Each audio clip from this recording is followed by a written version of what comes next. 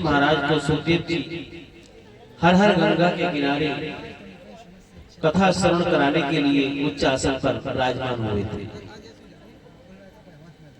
जब उच्चासन पर विराजमान हुए, परीक्षित महाराज ने सुंदर शब्दों में निवेदन किया है कि जिसके जीवन के मात्र 7 दिन शेष रह गए हों, उसको क्या करना चाहिए।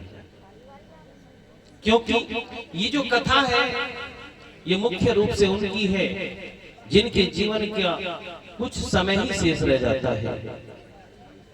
भागवत में आया है कि जो यदि मृत्यु के समय अगर किसी की मृत्यु नजदीक हो और वो मृत्यु के समय श्रीमद् भागवत कथा को श्रवण करता है तो उसको मोक्ष की प्राप्ति होती है। उसने जीवन में कितने भी पाप किए हो और वो अंत समय में यदि श्रीमद् भागवत कथा को सुन लेता है तो उसकी मुक्ति हो जाती है। यहाँ तक प्रमाण मिलते हैं कि कुछ लोग कई कई साल से खाट पे बेड पे पड़े पड़े मृत्यु का इंतजार करते रहते हैं, लेकिन मृत्यु नजदीक नहीं आती है। लेकिन कथा श्रवण मात्र से उनकी मुक्ति हो जाती है। जिसका वो इंतजार करते रहे हैं वो उसको प्राप्त हो जाती है, मुक्ति हो जाती है। ऐसे प्रमाण मिले हैं। आज जब परीक्षित महाराज को श्राप लग गया कि 7वें दिन तक्षक नाग आकर के तुमको डस लेगा, तब निवेदन कर दिया कि जिसके जीवन के मात्र 7 दिन शेष रह गए हों उसको क्या करना चाहिए।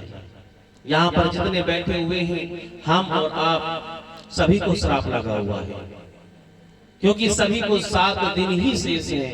8वां दिन ब्रह्मा जी ने बनाया ही नहीं है। इन 7 दिनों में ही जीना है, इन 7 दिनों में ही मर जाना है। तो हमको वो सभी उपाय करने चाहिए जिस उपाय करने मात्र से हमारी मुक्ति होती है। तो ये कथा जीवित व्यक्ति की भी है और जो इस संसार को छोड़ करके चले गए हैं। कल की कथा में हमने आपको बताया था कि किस प्रकार से धुंधकारी भूत बन गया था और उसने कथा को श्रवण करके मुक्ति पाई।